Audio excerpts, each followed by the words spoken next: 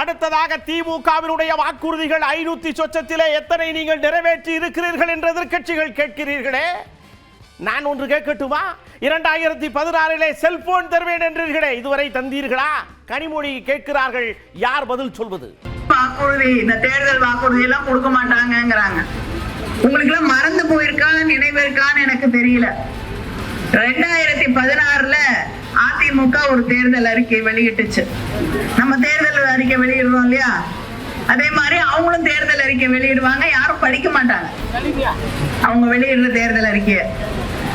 ஆனா அந்த தேர்தல் அறிக்கையில 27வது பக்கத்துல 31வது வாக்குறுதி. என்ன வாக்குறுதி? யாருக்கா ஞாபகம் இருக்கா? இல்ல. அனைத்து குடும்ப அட்டைதாரர்களுக்கும் கைபேசி, செல்போன் விலையின்றி வழங்கப்படும்.